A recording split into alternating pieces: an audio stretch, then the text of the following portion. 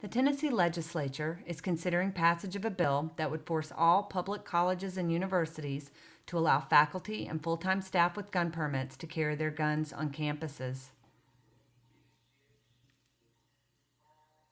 The bill has been opposed by every major stakeholder: university presidents, faculty senates, student government associations, and most notably, law enforcement. Speaking before a committee on behalf of all 46 of the Tennessee Board of Regents schools, campus police chiefs were very clear. Allowing guns onto college campuses will make campuses less safe, put officers' lives at risk, and delay the tactical response of first responders. The legislature is also considering another guns on campus bill. As originally written, Senate Bill 1559 by Senator Mike Bell would require all private schools, elementary through college, to establish a handgun policy. Senator Bell added an amendment to his bill, and it was adopted. The Bell plan says that all private schools can choose whether or not they want to allow guns on their campus.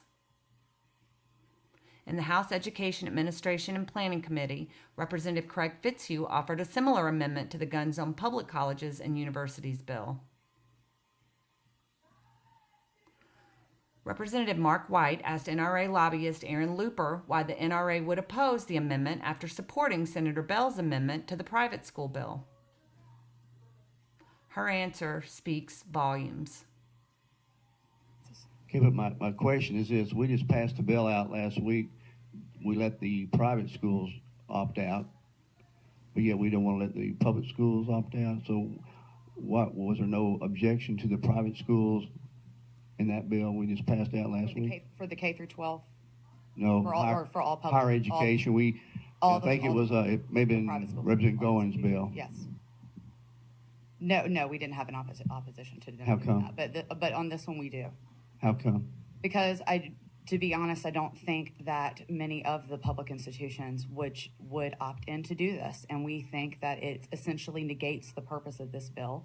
And it would, by putting it in the hands of the board of directors or any other governing body of the public institution, it would completely essentially gut what the legislative intent of this bill is to do. The committee then heard from representatives from both the Tennessee Board of Regents and the University of Tennessee system. They both testified in support of the amendment that would let individual schools decide what made sense for their campus. Before voting on the amendment, bill sponsor, Representative Andy Holt, addressed the committee. He said that we should treat private and public schools differently and that he opposed the amendment. Thank you, Chairman and committee. And what I guess I would like to take from that situation is that we treat, obviously, private institutions and public institutions of higher learning differently here in the state of Tennessee. And in regard to that, I think this policy should be treated separately as well. You've already heard from representatives from the TBR and also from the University of Tennessee that if they have the opportunity to opt out, as will be given with this amendment, then the provisions of this bill will never meet the public, those full-time faculty and full-time staff that work on these public campuses. So by their own admissions, more than likely, if this opt-in provision is given, there's really not much need to continue debating the bill, it would seem, in my opinion, because they've already said basically this is not something that they want. Our schools don't want this, but the NRA and the legislators who are aligned with them plan to force it on them anyway. The amendment did not get enough votes to be added, and the bill passed without it. It will next be heard by the House Finance, Ways, and Means Committee.